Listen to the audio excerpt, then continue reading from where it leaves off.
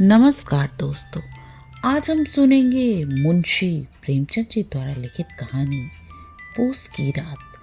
तो ये कहानी शुरू करते हैं। हल्कू ने आकर स्त्री से कहा, सहना आया है, लाओ जो रुपए रखे हैं उसे दे दूं, किसी तरह गला तो छूटे। मुन्नी झाड़ू लगा रही थी, पीछे फिरकर बोली, 3 ही तो रुपए हैं, दे दोगे तो कंबल कहाँ से आएगा? माघ पूस की रात हार में कैसे कटेगी? उसे कह दो फसल पर दे देंगे, अभी नहीं। हल्कू एक क्षण अनिश्चित दिशा में खड़ा रहा। पूस सिर पर आ गया। कंबल के बिना हार में रात को वह किसी तरह सो नहीं सकता, मगर सहना मानेगा नहीं, गुड़किया जमाएगा, गालियां देगा। बला से जाड़ों में मरेंगे, बला तो सिर से टल जाएगी, ये सोचता हुआ अपना भारी भरकम ढील लिए हुए जो उसके नाम को झूठ सिद्ध करता था, स्त्री के समीप आ गया और खुशामद करके बोला, ला दे दो, गला तो छूटे। भगवान के लिए कोई दूसरा उपाय सोचूंगा। मुन्नी उसके पास से दूर हट गई और आंखें तरेरती हुई बोली, कर चुके दूसरा उपाय, जरा सुनो तो कौन उपाय करोगे? कोई खैरात दे देगा कंबल? न जाने कितनी बाकी है जो किसी तरह चुकने ही नहीं आती। मैं कहती हूँ तुम क्यों नहीं छोड़ देते खेती, मर मर काम करो, उपज ही तो बाकी दे दो। चलो छुट्टी हुई, बाकी चुकाने के लिए ही तो हमारा जन्म हुआ है। पेट के लिए मजदूरी करो, ऐसी खेती से बाँच आए। मैं रुपए न दूंगी, न दूंगी। हल्कू उदास होकर बोला, तो क्या गाली खाऊं? मुन्नी ने तड़प कर कहा, गाली क्यों देगा? क्या उसका राज है? मगर यह कहने के साथ ही उसकी तनी हुई भौहें ढीली पड़ गईं। हल्कू के इस वाक्य में जो कठोर सत्य था, वो मानो एक भीषण जंतु की भांति उसे घूर रहा था। उसने आकर आले पर से रुपए निकाले और लाकर हल्कू के हाथ पर रख दिया। फिर बोली, तुम छोड़ दो अब किसे खेती, मजूरी में सुख से एक रोटी खाने को तो मिलेगी, किसी की धौंस तो न रहेगी। अच्छी खेती है, मजूरी करके लाओ और भी उसी में झोंक दो, उस पर धौंस। हल्कू ने रुपए लिए और इस तरह बाहर चला मानो अपना हृदय निकाल कर देने जा रहा हो। उसने मजूरी से एक एक पैसा काट काट कर 3 रुपए कंबल के लिए जमा किए थे। वो आज निकले जा रहे थे। एक एक पग के साथ उसका मस्तक अपनी दीनता के भार से दबा जा रहा था। पूस की अंधेरी रात, आकाश पर तारे भी ठिठुरते हुए मालूम होते थे। हल्कू अपने खेत के किनारे ऊख के पत्तों की एक छतरी के नीचे बांस के खटोले पर अपनी पुरानी गाड़ी की चादर ओढ़े पड़ा कांप रहा था। खाट के नीचे उसका संगी कुत्ता जबरा पेट में मुंह डाले सर्दी से कूं कूं कर रहा था। 2 में से एक को भी नींद न आती थी। हल्कू ने घुटनियों को गर्दन में चिपकाते हुए कहा, क्यों जबरा, जाड़ा लगता है? कहता तो था घर में पुआल पर लेट रहा, तो यहाँ क्या लेने आए हो? अब खाओ ठंड, मैं क्या करूं? जानते थे मैं यहाँ हलवा पूरी खाने आ रहा हूँ। दौड़े दौड़े आगे आगे चले आए, अब रो नानी के नाम को। जबरा ने पड़े पड़े दुम हिलाई और अपनी कूकू को दीर्घ बनाता हुआ एक बार जम्हाई लेकर चुप हो गया। उसकी स्वान बुद्धि ने शायद ताड़ लिया, स्वामी को मेरी कूकू से नींद नहीं आ रही है।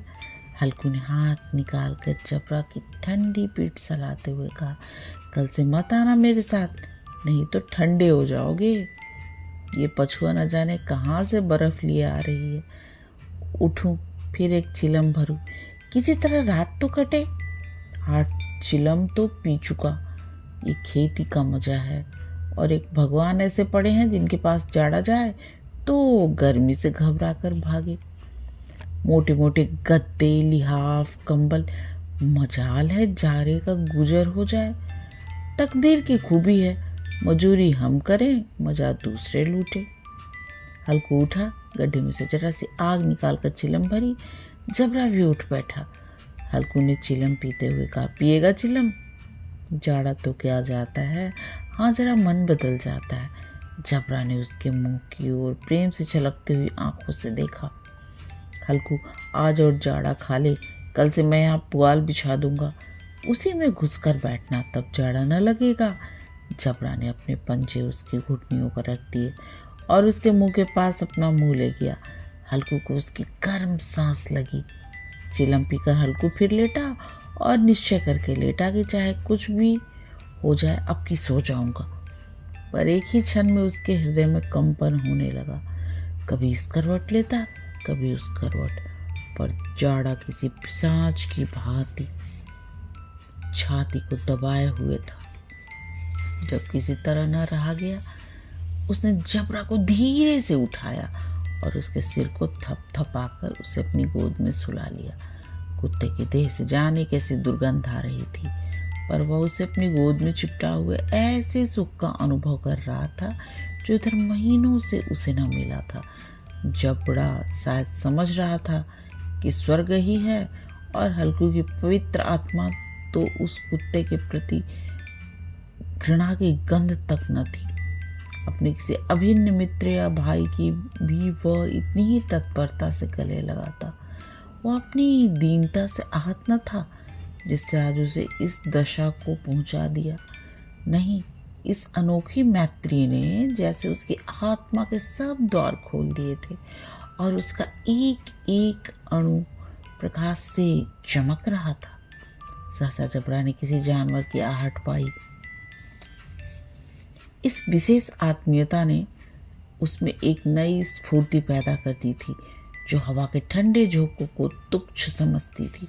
वह झपट कर उठा और छपरी के बाहर आकर फूंकने लगा। हल्कू ने इसे कई बार चुमकार कर बुलाया, पर वह उसके पास न आया। हार में चारों तरफ दौड़ दौड़ कर भूंकता रहा। एक क्षण के लिए आ भी जाता तो तुरंत ही फिर दौड़। कर्तव्य उसके हृदय में अरमान की भांति उछल रहा था। 1 घंटा और गुजर गया। रात ने शीत की हवा को धधकाना शुरू किया। हल्कू उठ बैठा और दोनों घुटनों को छाती से मिलाकर सिर को उसमें छिपा लिया। फिर भी ठंड कम न हुई ऐसा जान पड़ता था। सारा रक्त जम गया है। धमनियों में रक्त की जगह हिम बह रही है। उसने झुककर आकाश की ओर देखा। अभी कितनी रात बाकी है? सप्तर्षि अभी आकाश में आधे भी नहीं चढ़े। ऊपर आ जाएंगे तब कहीं सवेरा होगा। अभी पहाड़ से ऊपर रात है। हल्कू गोली के टप्पे पर आमों का एक बाग था। पतझड़ शुरू हो गई थी। बाग में पत्तियों का ढेर लगा हुआ था। हल्कू ने सोचा चलकर पत्तियां बटोरूं और उन्हें जलाकर खूब तापूं। रात को कोई मुझे पत्तियां बटोरते देखे तो समझे कोई भूत है।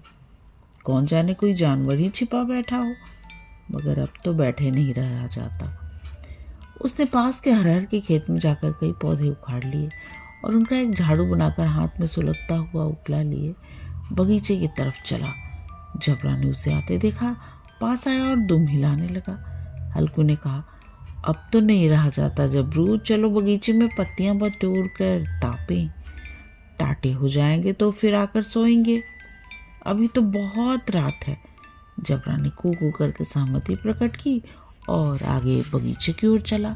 बगीचे में खूब अंधेरा छाया हुआ था और अंधकार में निर्दय पौन पत्तियों को कुचलता हुआ चला जाता था।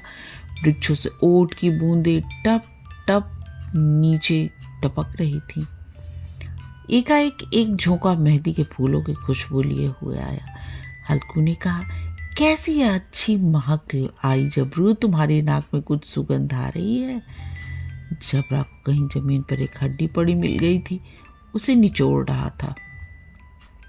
हल्कू ने आग जमीन पर रख दी और पत्तियां बटोरने लगा। जरा देर में पत्तियों का ढेर लग गया। हाथ ठिठुरे जाते थे, नंगे पांव गले जाते थे और वो पत्तियों का पहाड़ खड़ा कर रहा था। इसी अलाव में वह ठंड को जलाकर भस्म कर देगा। थोड़ी देर में अलाव जल उठा। उसकी लौ ऊपर वाले वृक्ष की पत्तियों को छू छू कर भागने लगी।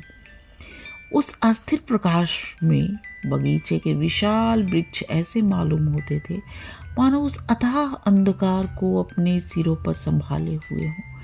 अंधकार के उस आनंद सागर से ये प्रकाश एक नौका के समान हिलता मचलता हुआ जान पड़ता था।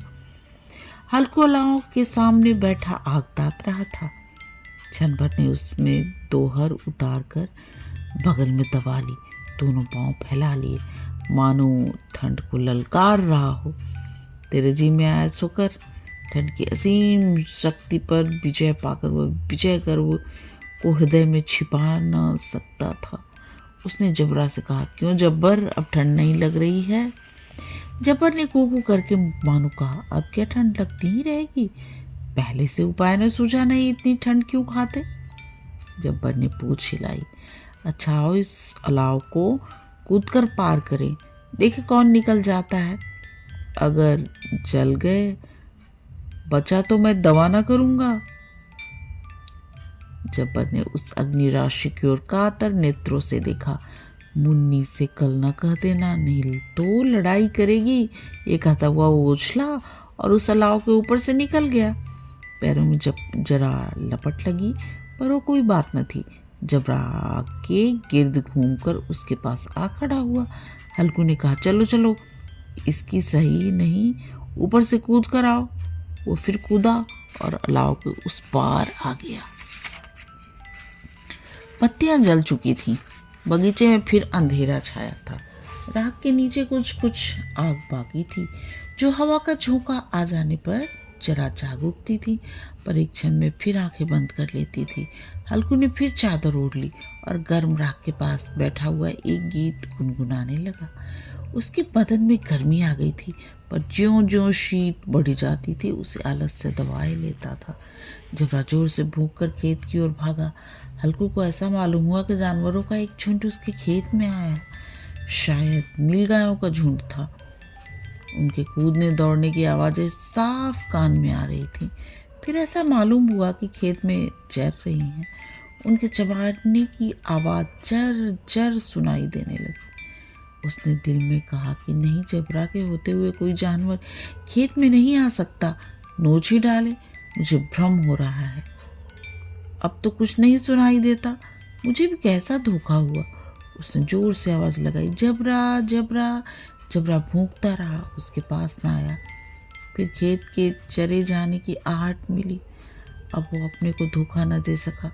उसे अपनी जगह से हिलना जहर लग रहा था।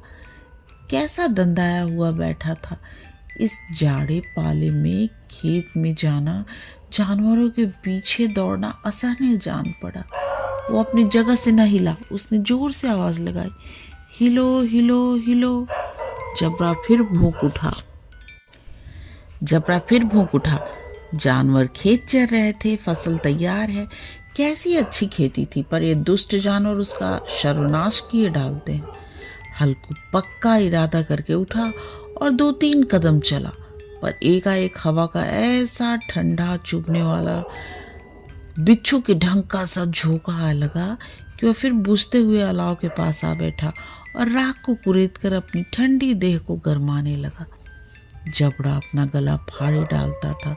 नीलगायें खेत का सफाया किए डालती थी और हल्कू गर्म राख के पास शांत बैठा हुआ था।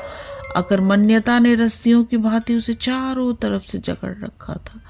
उसी राख के पास गर्म जमीन पर वह चादर ओढ़कर सो गया। सवेरे जब उसकी नींद खुली तब चारों तरफ धूप फैल गई थी और मुन्नी कह रही थी, क्या आज सोते ही रहोगे?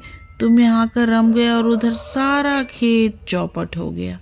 हल्कू ने उठकर कहा, क्या तू खेत से होकर आ रही है? मुन्नी बोली, हाँ, सारे खेत का सत्यानाश हो गया। भला ऐसा भी कोई सोता है? तुम्हारे यहाँ मड़ैया डालने से क्या हुआ?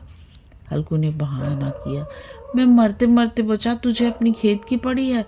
पेट में ऐसा दर्द हुआ कि मैं ही जानता हूँ। दोनों फिर खेत की बाढ़ पर आए। देखा सारा खेत रौंदा पड़ा हुआ है और जबड़ा मड़ैया के नीचे चित्त लेटा है, मानो प्राण ही ना हो। दोनों खेत की दशा देख रहे थे। मुन्नी के मुख पर उदासी छाई थी, पर हल्कू प्रसन्न था। मुन्नी ने चिंतित होकर कहा, अब मजूरी करके मालगुजारी भरनी पड़ेगी। हल्कू ने प्रसन्न मुख से कहा, रात को ठंड में यहाँ सोना तो ना पड़ेगा। कहानी समाप्त। कहानी सुनने और अपना कीमती समय देने के लिए आप सबका बहुत बहुत धन्यवाद।